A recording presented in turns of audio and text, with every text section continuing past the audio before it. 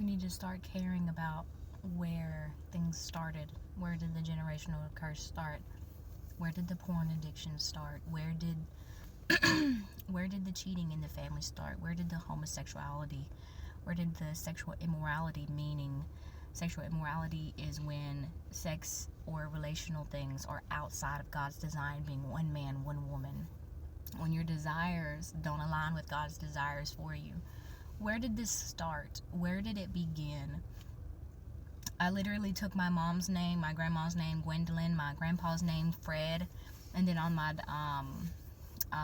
daddy's side, my daddy's name, then my daddy's mom and dad, and then on my mommy's side, my mama's side of the name, grandparent, her name, her parents' names. So, Christopher Cloinger and Gail Cloinger, and then on my dad's side, Gwendolyn Williams and Frederick Williams.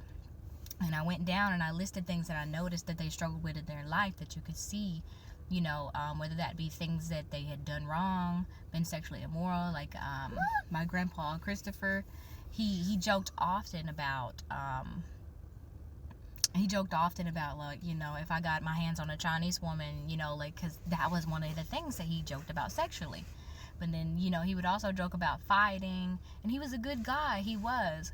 And I didn't get to spend a lot of time with him, but like my mom, she struggled with sexual immorality heavily. And then my grandmothers, and then on my daddy's side, my grandma, she struggled with sexual immorality. And then greed, she hated sharing money.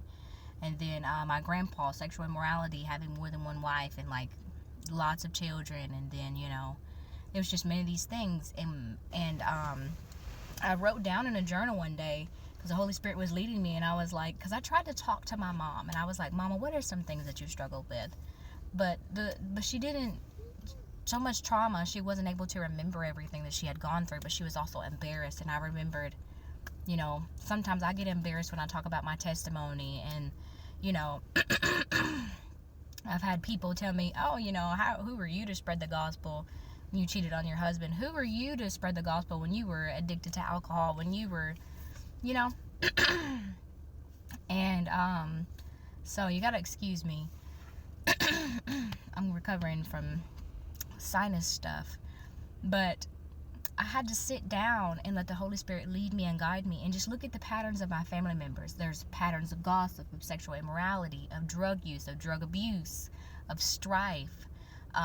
There's patterns of lying. It doesn't have to be a big thing like infidelity. It doesn't have to be something like that is deemed bigger.